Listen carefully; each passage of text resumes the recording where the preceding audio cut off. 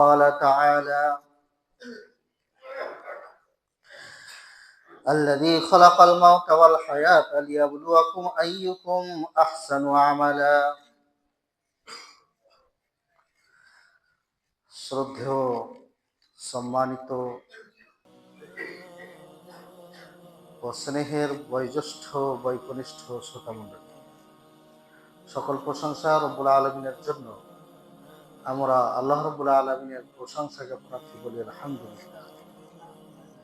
পরে পরে অসংখ্য দরুদ ও সালাম অবতীর্ণ হোক নবী মুহাম্মদুর রাসূলুল্লাহ সাল্লাল্লাহু তাআলা আলাইহি সাল্লামের প্রতি। আল্লাহুম্মা বারিক আলাইহি।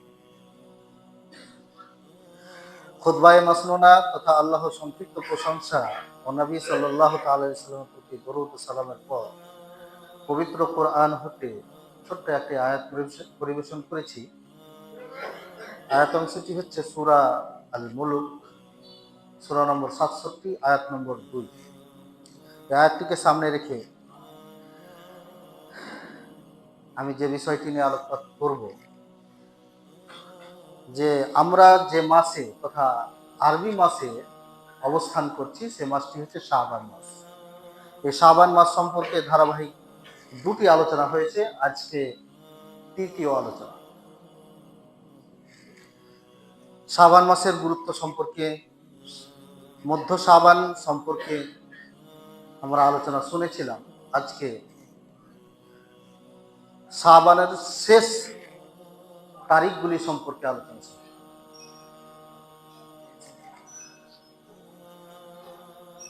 শেষ শাবান সম্পর্কে বলার আগেই দুটি কথা না বললেই নয়,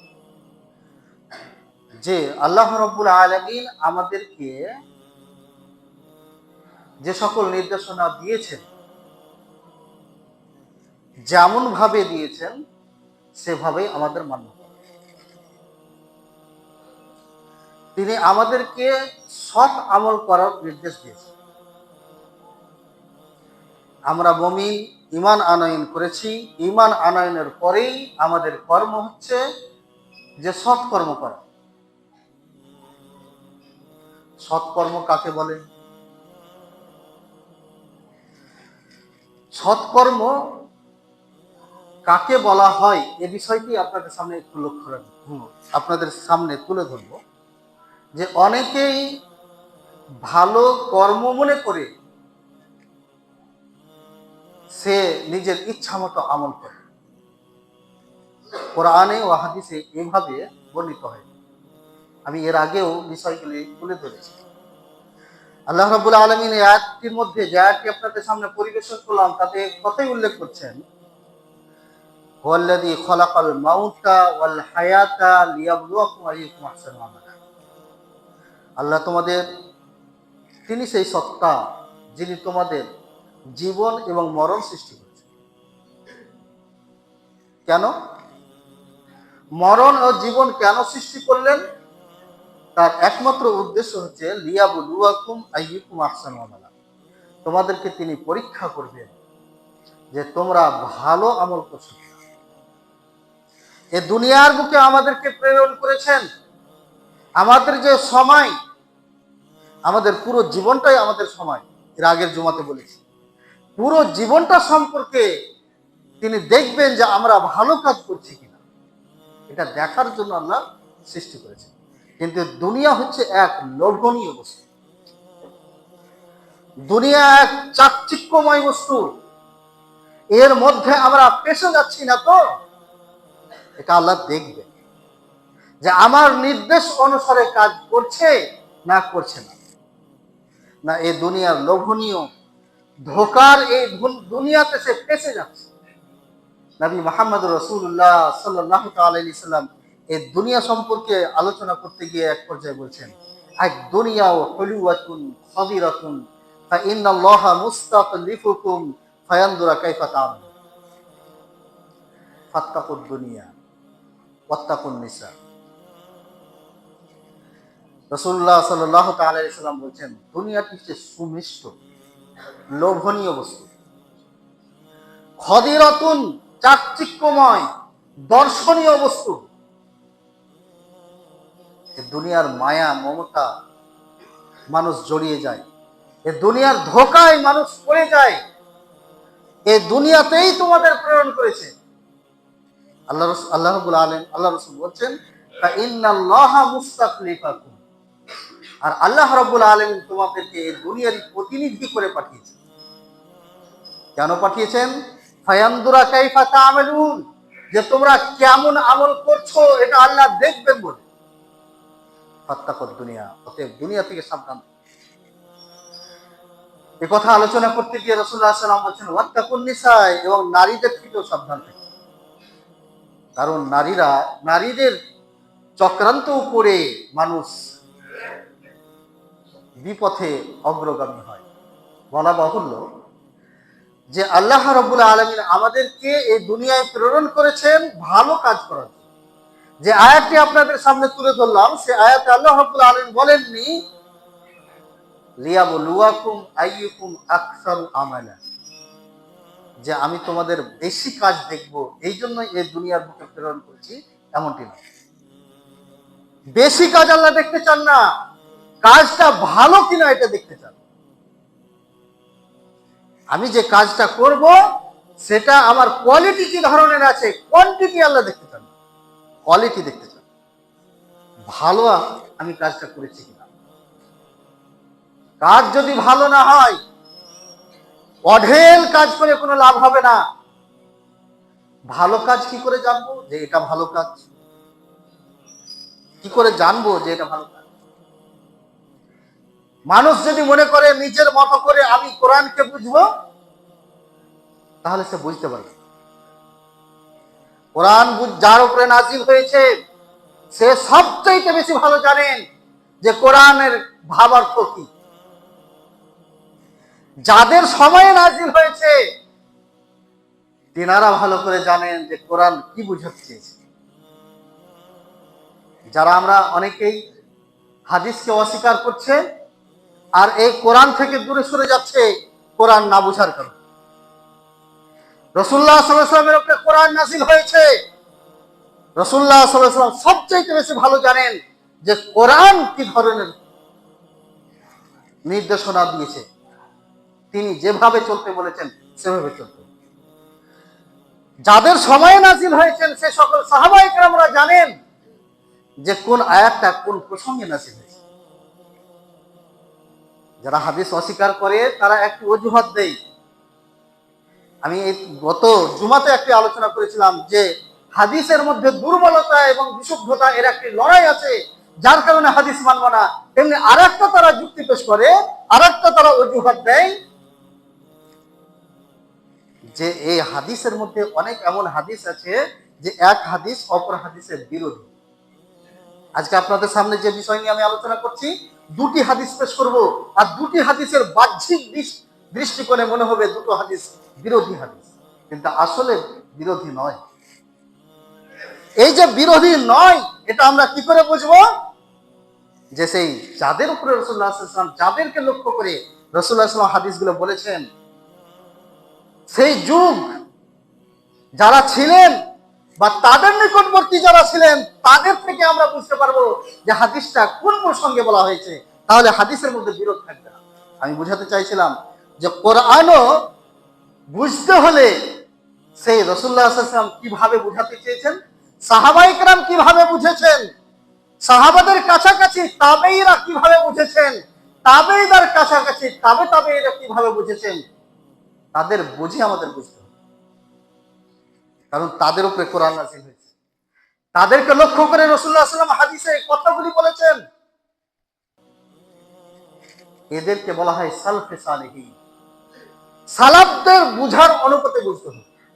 আমি যদি নিজের মতো করে বুঝতে চাই তাহলে যটা দল তত রকম হাদিস কোরআন বুঝাবে, যতটা মানুষ তত ভাবে হাদিস আর কোরআনকে বুঝবে। যার কারণে এই কোরআনকে অবলম্বন করে অনেকে ভ্রষ্টতার পথে অবলম্বন করেছে, আবার এই কোরআনকেই অবলম্বন করে অনেকেই সঠিক পথে এসেছে। আল্লাহ রাব্বুল আলামিন কোরআনেই বলেছেন, আল্লাহ রাব্বুল আলামিন বলেছেন ইযিল্লুহি মাইয়াশা ওয়া ইয়াহদি বিহি মাইয়াশা, এরই দ্বারাই আমি যাকে ইচ্ছা পথভ্রষ্ট করে দেই, আর এরই দ্বারাই যাকে ইচ্ছা আমি হেদায়েত দান করে। তাহলে কোরআনকে যদি কোরআন হেদায়েতের বাণী, আল্লাহ কোরআনকে নাযিল করেছেন হেদায়েতের জন্যই। আল্লাহ রাব্বুল আলামিনের ভাষায় সূরা আল বাকারা সূরা নম্বর 2 আয়াত নম্বর 185, শাহরু রমাদান আল্লাযী উনজিলা ফীহিল কুরআন হুদাল লিন-নাস, আমি রমজান মাস সেই মাস যাতে আমি কোরআন নাযিল করেছি, এই কোরআনে রয়েছে হেদায়েত মানুষের জন্য। মানুষের জন্য হেদায়েত আছে, কিন্তু এই হেদায়েত গ্রহণ না করে কেউ অনেকে পথভ্রষ্ট হয়ে যাবে, আর অনেকে এই কোরআনকে বুঝে হেদায়েতের পথে আসবে। তাহলে যাদের উপরে কোরআন নাযিল, যার উপরে কোরআন নাযিল হয়েছে, যাদের সময়ে নাযিল হয়েছে, তাদের বুঝ অনুযায়ী আমাদেরকে বুঝতে হবে। যদি না বুঝি, আমি আমার মতো করে বুঝার চেষ্টা করি, তাহলে ভ্রষ্টতা আমার জন্য রয়েছে। কোরআনই বলেছে, এই কোরআন দ্বারাই কিছু মানুষ ভ্রষ্টতার দিকে যায়। তাহলে আমার ভালো আমল আমি কি করে বুঝবো? কোরআন ও হাদিস দ্বারা আমাকে বুঝতে হবে। আমি নিজের মতো করে বুঝলে হবে। নিজের মতো করে যদি বুঝি, তাহলে সে ভালো বোধ হতে পারে না। রাসূলুল্লাহ আল্লাহ রাব্বুল আলামিন সূরা আল কাহফ সূরা নম্বর 18 আয়াত নম্বর 103 104 এর মধ্যে উল্লেখ করেন, কুল, হে নবী আপনি বলে দিন, নুনাব্বিউকুম বিল আকসারিনা আমালা, আমি কি তোমাদেরকে আমলের দিক দিয়ে ক্ষতিগ্রস্ত ব্যক্তিদের সংবাদ দিব না? যারা আমল করে অথচ তারা ক্ষতিগ্রস্তের শিকার হয়েছে, এমন ব্যক্তিদের সংবাদ দিব না? আমল করে কিন্তু ভালো আমল করে, বেশি আমল করে কিন্তু ভালো আমল নয়, কিন্তু তারা নিজেরা মনে করে আমি ভালো আমল করছি। আল্লাহ বলছেন পরে পরে, আল্লাযীনা দাল্লা সাইহুম ফিল হায়াতিদ দুনিয়া, যে তাদের পার্থিব জগতের চেষ্টা প্রচেষ্টাকে আমি ব্যর্থ করে দিয়েছি। কেন? ওই যে ভালো আমল করে না, সে নিজে মনে করে আমি ভালো আমল করছি, কিন্তু মূলত সেটা ভালো নয়। কেন ভালো নয়? পরে বলছি, আল্লাহ তারপরে বলছেন, ওয়াহুম ইয়াহসাবুনা আন্নাহুম ইহসিনুনা সুনা, তারা মনে করে থাকে যে আমরা ভালো কাজ করছি। ভালো কাজ মনে করে থাকা সত্ত্বেও এটা ভালো কাজ নয়। আল্লাহ এদের যত চেষ্টা প্রচেষ্টা, যে সকল আমলগুলো করেছে, এগুলো সব বেকার হয়ে যাবে। মূলত কারণ যে তাদের এই ভালো মনে করাটা ভালো। ভালো মনে করতে হবে, কোরআন যদি বলে তাহলে সেটা ভালো, হাদিস যদি বলে তাহলে সেটা ভালো। নবী মুহাম্মদুর রাসূলুল্লাহ সাল্লাল্লাহু তাআলা আলাইহি সাল্লাম বলেন, হাদিসটি ইমাম মুসলিম রাহিমাহুল্লাহ তার মুসলিম গ্রন্থের মধ্যে উল্লেখ করেন, হাদিস নাম্বার 867, যে কথাগুলি প্রতিটি খতিব এই বক্তা বক্তব্য দিতে গিয়ে, খুতবা দিতে গিয়ে বলে থাকে। আজকে আমিও পড়েছি, ফাইন্না খায়রাল হাদিসি কিতাবুল্লাহ ওয়া খায়রাল হাদি হাদি মুহাম্মাদিন সাল্লাল্লাহু তাআলা আলাইহি ওয়াসাল্লাম, সর্বোত্তম কথা, সর্বোত্তম বাণী হচ্ছে আল্লাহর কিতাব। সেই কিতাবটা আমরা কিভাবে দেখব? কিতাবের কোন ওয়ার্ডটা, কোন শব্দটা কি নির্দেশনা দিচ্ছে, এটা কিভাবে জানবো? এটা রাসূলুল্লাহ সাল্লাল্লাহু আলাইহি ওয়াসাল্লাম যেভাবে বলেছেন সেইভাবে। পরের অংশ, ওয়া আহসানাল হাদিস ওয়া খায়রাল হাদি হাদি মুহাম্মাদিন সাল্লাল্লাহু আলাইহি ওয়াসাল্লাম, সর্বোত্তম পথ পদ্ধতি হচ্ছে নবী মুহাম্মদুর রাসূলুল্লাহ সাল্লাল্লাহু আলাইহি ওয়াসাল্লামের পথ পদ্ধতি। অতএব আমাদের কোন জিনিসকে ভালো মনে করা সেটা ভালো নয়। কোরআন ও হাদিসে যেটা ভালো বলা হয়েছে সেটাই ভালো, সেটা ভালো মনে করে বেশি করাও ঠিক না। যেমন ভাবে যতটা করতে বলা হয়েছে ততটা। উদাহরণস্বরূপ, যে আমাদেরকে বলা হয়েছে সালাত আদায় করতে, আমরা সালাত 5 ওয়াক্ত সালাত আদায় করে থাকি, 6 ওয়াক্ত পড়া যাবে না ভালো মনে করে। জোহরের নামাজ 4 রাকাত, ওখানে 5 রাকাত পড়া যাবে না। নামাজ ভালো বলে আমি নিজের ইচ্ছা মতো যে কোনো মুহূর্তে পড়া যায় না। যেমন উদাহরণস্বরূপ, যে সূর্য যখন উদিত হয়, সূর্য যখন অস্তমিত হয়, এক প্রকার মানুষ আছে এই সূর্যকে লক্ষ্য করে পূজা করে। অতএব সূর্যকে লক্ষ্য করে পূজা করে, তাদের খণ্ডন করতে গিয়ে আল্লাহ রাব্বুল আলামিন হামিম আস-সাজদার মধ্যে উল্লেখ করেন, ওয়ামিন আয়াতিহিল লাইলু ওয়ান নাহার ওয়াশ-শামসু ওয়াল কমার লা তাসজুদু লিশ-শামসি ওয়ালা লিল কমার ওয়াসজুদু লিল্লাহিল্লাযী খালাকাহুম ইন কুনতুম ইয়াহু তা'বুদুন। আল্লাহর নিদর্শন সমূহের মধ্যে নিদর্শন হচ্ছে রাত এবং দিন, সূর্য এবং চন্দ্র। আমিন আয়াতিহিল লাইল ওয়ান নাহার ওয়াশ শামসু ওয়াল কমার লা তাসজুদু লিশ-শামসি ওয়ালা লিল-কমার। অতএব সূর্যকে সাজদা করো না, চন্দ্রকে সাজদা করো না। কাকে সাজদা করবে? ওয়াসজুদু লিল্লাহিল্লাযী খালাকাহুন, সেই সত্তাকে সাজদা করো যেই সত্তা এই সকল জিনিসকে সৃষ্টি করেছে। যেই চন্দ্র সূর্য রাত এবং দিনকে যেই সত্তা সৃষ্টি করেছে, সেই সত্তাই একমাত্র পূজার অধিকার রাখে। অতএব তাকেই সাজদা করো। এক প্রকারের মানুষ সাজদা করে থাকে, এই সূর্যের ইবাদত করে। অতএব যখন সূর্য উদিত হয় তখন তারা সূর্যের ইবাদত করে, সূর্য অস্তমিত হয় তখন সূর্যের ইবাদত করে। অতএব যখন সূর্য উদিত হবে, সূর্য অস্তমিত হবে, তখন তোমরা নামাজ পড়বে না। কারণ ওই বেধর্মীদের সাদৃশ্যতা অবলম্বন হবে ইবাদত করতে গিয়ে। আমরা জানি যে মোট 5টি সময়ে নামাজ পড়া যায় না। নম্বর 1, সূর্য উদিত হওয়ার সময়, সূর্য যখন ঠিক মাথার উপরে থাকে, আর সূর্য যখন অস্তমিত হয়, এই 3 সময়। আর 2টি সময় হচ্ছে আসরের নামাজ হয়ে যাওয়ার পর আর ফজরের নামাজ হয়ে যাওয়ার পর। অবশ্য কারো যদি ফজরের নামাজ আগের 2 রাকাত পড়া না হয়ে থাকে তাহলে সে শেষে পড়তে পারে। আর বিষয়টি এখানে একটু লক্ষ্য রাখা উচিত যে এখানে যে সকল নামাজগুলো পড়া যায় না সেগুলো হচ্ছে সাধারণ নফল নামাজ। কিন্তু কারণবশত কোনো যদি নফল হয় তাহলে সে নফলগুলো পড়তে পারে। কারণবশত যে কোনো নামাজ, সেটা নফল হোক চাই ফরজ হোক, সেটা পড়তে পারে। উদাহরণস্বরূপ, যে ওই টাইমে কেউ মসজিদে প্রবেশ করেছে আর মসজিদে দাখালার নামাজ আছে, তাহলে সে ওই টাইমে নামাজ পড়তে পারে। কিন্তু সাধারণ নফল নামাজ এই টাইমগুলো পড়া যায় না। কেন? সাজদা করে বলে। বলা বাহুল্য, আমি বলতে চাইছিলাম যে নামাজ এটা ভালো জিনিস, তাই বলে আমি নিজের ইচ্ছা মতো পড়তে পারি না। সময় মতো আমাকে পড়তে হবে, আমাকে যেভাবে বলা হয়েছে সেভাবে পড়তে হবে। ভালো হলেই নিজের ইচ্ছা চলে না। আল্লাহ রসুল কিভাবে পড়লেন সেটা আমাকে লক্ষ্য রাখতে হবে। আমার বিষয়বস্তু হচ্ছে শাবান মাসের শেষ শাবানে করণীয় সম্পর্কে আলোচনা। তো শেষ শাবানে করণীয় সম্পর্কে রাসূলুল্লাহ সাল্লাল্লাহু আলাইহি ওয়াসাল্লাম বলেন। এখানে আমরা 2 ধরনের হাদিস পাবো। আপনাদের সামনে 2টি হাদিস তুলে ধরবো যে রাসূলুল্লাহ সাল্লাল্লাহু আলাইহি ওয়াসাল্লাম এক হাদিসের মধ্যে লাস্ট শাবানে রোজা রাখতে বলছেন, অপর আরেকটি হাদিসে নিষেধ করছেন। আমি বললাম যে হাদিস আমি 2টো পেশ করবো, 2 ধরনের হাদিস, কিন্তু এটা বোধগম্য। আমরা নিজের মতো করে যদি মনে করি বুঝতে যাব, তাহলে ফেসে যাব যে এক সময় আমরা বলবো যে হাদিসই মানা যাবে না, দিয়ে তারা ভ্রান্তির শিকার হবে, পথভ্রষ্টের মধ্যে তারা পড়ে যাবে। এরকম এক শ্রেণী পড়েও গেছে।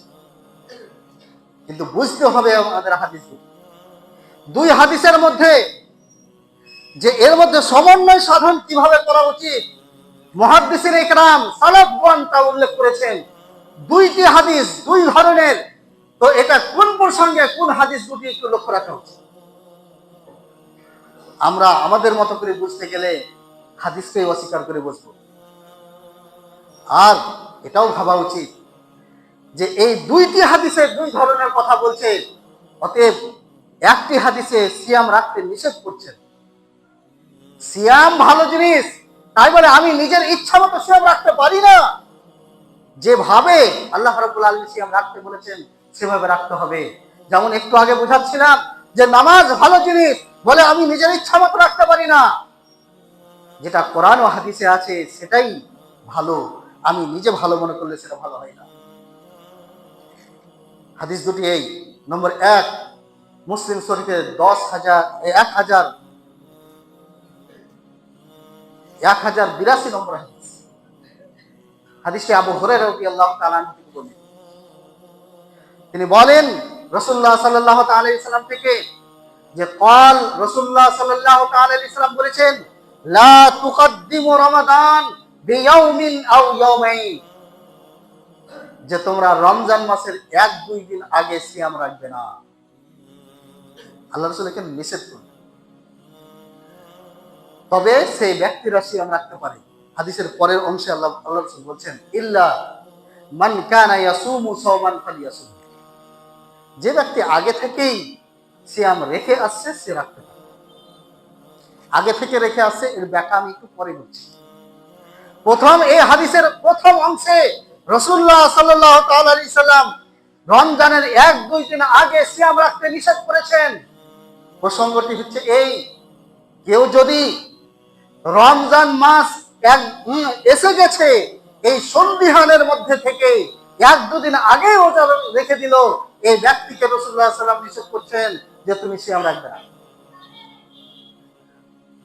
স্পষ্ট হও যে রমজান এসেছে, তারপরে তুমি সিয়াম রাখো, কারণ তোমার জন্য রমজান মাসে সিয়াম রাখা ফরজ করা হয়েছে, রমজান মাসে রোজা রাখা ফরজ করা হয়েছে।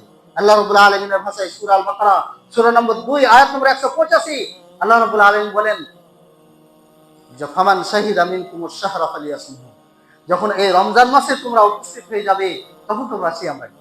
রমজান মাস আমাদের জন্য সিয়াম রাখা ফরজ। অতএব রমজান এসে গেছে এই সন্দেহে রমজান আসার 1-2 দিন আগে থেকে সিয়াম রাখা এটা ঠিক নয়। আল্লাহ রাসূল যে প্রসঙ্গে বলছেন যে তোমরা 1-2 দিন আগে থেকে সিয়াম রাখবে না, তবে যে ব্যক্তি আগে থেকে, দ্বিতীয় অংশ, যে ব্যক্তি আগে থেকে সিয়াম রেখে আছে, আগে থেকে সিয়াম রেখে আছে মানে আগে থেকে সিয়াম রেখে আসার মানে অর্থ এই যে এর আগে যেমন আমি মধ্য শাবানের সিয়াম প্রসঙ্গে বলেছিলাম যে ওই ব্যক্তিরাই মধ্য শাবানের সিয়াম রাখতে পারে যারা প্রতি সোমবার বা প্রতি বৃহস্পতিবার সিয়াম রাখে, যারা মাসে 3টি সিয়াম রাখে, যারা আগে থেকে সিয়াম রাখার অভ্যস্ত ছিল তারা রাখতে পারে। ঠিক তেমনই সপ্তাহে 2টি দিয়ে সিয়াম রাখা যায়, এক সোমবার এক বৃহস্পতিবার রাসূলুল্লাহ সাল্লাল্লাহু আলাইহি ওয়াসাল্লাম সিয়াম রাখতেন। অনুরূপ ভাবে সওমে দাউদ একদিন পর পর সিয়াম রাখা, কারো যদি এই অভ্যাস থাকে আগে থেকে, তাহলে এমন ব্যক্তি সে সিয়াম রাখে।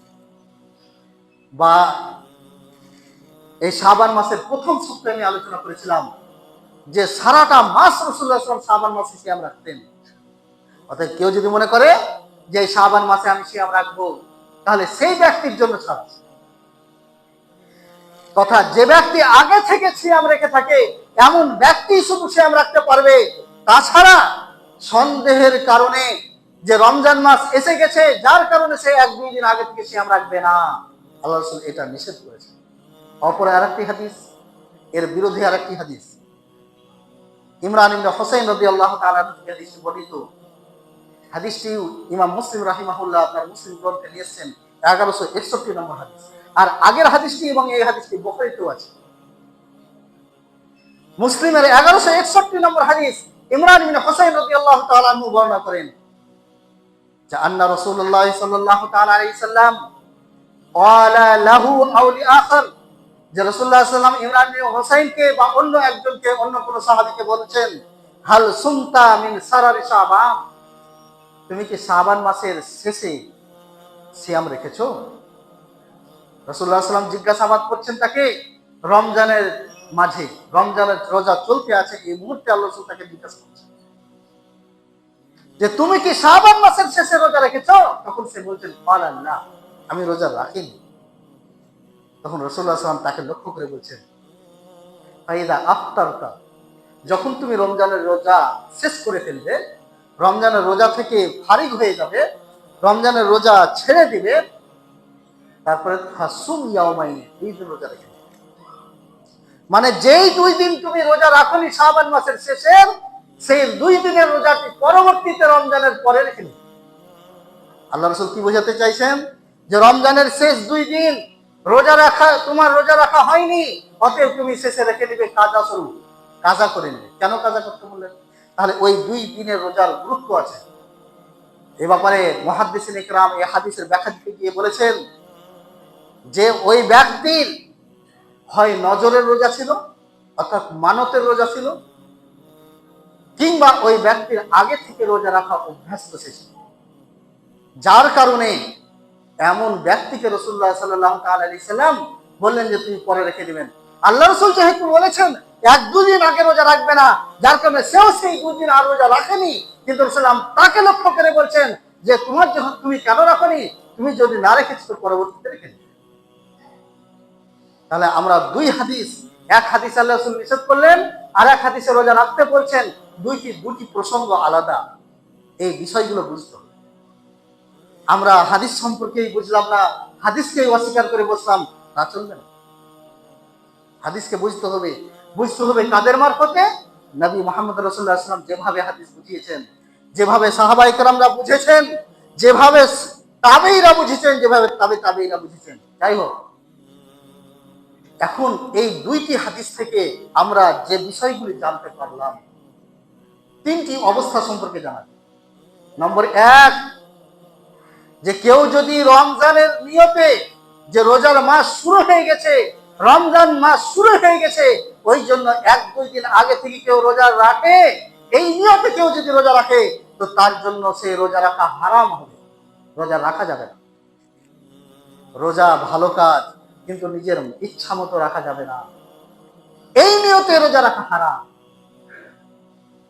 নম্বর 2, কারো যদি আগে থেকে রোজা রাখা অভ্যস্ত ছিল, অর্থাৎ ওই 2 দিন সে আগে থেকে রোজা রাখতো, বা কোনো ব্যক্তির রোজা কাজা আছে আর সে কাজা পূরণ করছে, কারণ আগের রমজানের যে রোজা যদি কারো কাজা থাকে, তাহলে সামনের রোজার আসার আগে আগে পূর্ণ করে নেওয়া উচিত।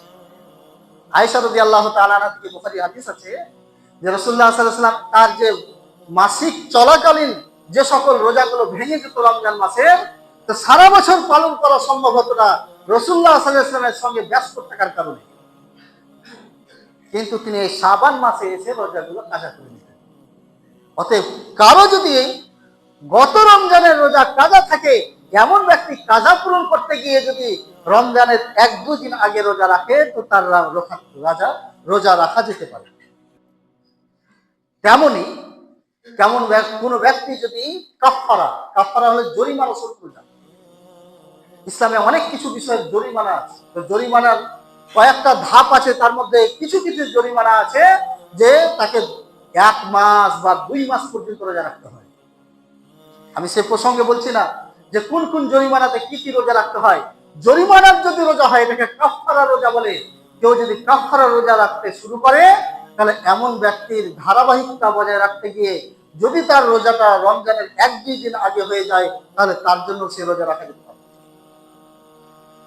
অনুরূপ ভাবে কোন ব্যক্তি যদি নজর থাকে, যে নজর মেনেছে, আর নজর মানত মানা এটা একবারে ফরজ বিষয় নয়, কিন্তু কেউ যদি মানত মেনে নেই, তাহলে সেই মানতটা পূর্ণ করাটা হচ্ছে ফরজ। মানত মানাটা ফরজ নয়, কারণ মানতে তার ভাগ্যের পরিবর্তন ঘটায় না, কিন্তু মানত যদি কেউ মেনে নেয়, তাহলে মানত পূর্ণ করাটা হচ্ছে ফরজ। এখন যদি কেউ সেই এমন মানত মেনেছে যে তাকে রোজা রাখতে হবে, তাহলে সেই দিনে তার রোজা রাখা যেতে পারে। এই ক্ষেত্রে রোজা রাখাটা হচ্ছে জায়েজ, বৈধ। তাহলে প্রথম ক্ষেত্রে হারাম, আর এই ক্ষেত্রগুলো যদি এসে যায়, তাহলে তার জন্য রোজা রাখা জায়েজ। তৃতীয়, যদি কেউ সাধারণ নফল রোজা রাখে, সাধারণ নফল, অর্থাৎ রমজানের রোজা শুরু হয়ে গেছে এই কারণেও নয়, এই নিয়তেও নয়, আর কোনো বিশেষ কারণবশত সে রোজাও রাখছে না, সাধারণ সে এমনি রোজা রাখতে চাইছে, তো এই ধরনের রোজা রাখাটা হচ্ছে মাকরুহ, অপছন্দনীয়। আর যে কাজটি অপছন্দনীয়, সে কাজ থেকে বিরত থাকাই ভালো। তাহলে এর 3টি অবস্থা আমরা জানতে পারলাম রোজা রাখা এবং না রাখা প্রসঙ্গে, সেই 2টি হাদিসকে কেন্দ্র করে। নম্বর 1, যে রোজা রাখা হারাম, যদি রমজান এসে গেছে এই নিয়তে যদি আমরা রোজা রাখি, তাহলে। নম্বর 2, যদি কোনো কারণবশত রোজা হয়ে থাকে, তাহলে রোজা রাখাটা জায়েজ। নম্বর 3, সাধারণ নফল রোজা হলে এই রোজা রাখাটা মাকরুহ তথা অপছন্দনীয়। আল্লাহ রাব্বুল আলামিন যেন আমাদেরকে এই রমজানের আগে মুহূর্তে, শাবানের শেষে যে ইবাদত আছে, যদি আমরা কেউ অভ্যস্ত থেকে থাকি, তাহলে রোজা রাখতে পারি, বা কারো কোনো কারণবশত রোজা হলে রাখতে পারি। তাছাড়া 1-2 দিন আগে আমরা যেন রোজা না শুরু করে দিই। আল্লাহ রাব্বুল আলামিন যেন আমাদের তৌফিক দান করেন, আমিন। আজকের এই খুতবা থেকে যে সকল শিক্ষাগুলো পেলাম, যে কোরআন হাদিস বুঝতে হলে সালফে সালেহিনদের বুঝ অনুপাতে বুঝতে হবে, নিজের ইচ্ছা মতো বোঝা যাবে না। নম্বর 2, সৎ আমল হচ্ছে সেটাই যা কোরআন হাদিস পারমিট করে, যা কোরআন হাদিসের নির্দেশনা পাওয়া যায়, সেটাই হচ্ছে সৎ আমল। নম্বর 3, যে নিজের ইচ্ছা মতো কাজ করা যায় না ভালো মনে করেও, সেটা হচ্ছে এই যে সেটা আমার সময় যেভাবে কোরআন হাদিসে এসেছে সেভাবেই আমাকে পালন করতে হবে। তার মধ্যে থেকে একটি হলো এই শাবান মাসের সিয়াম। শাবান মাসের সম্পর্কে 3টি অবস্থা আমরা জানতে পারলাম। আল্লাহ রাব্বুল আলামিন যেন আমাদেরকে কোরআন হাদিস যথাযথভাবে পালন করার তৌফিক দান করেন। আমিন। ওয়া আখিরু দাওয়ানা আলহামদুলিল্লাহ।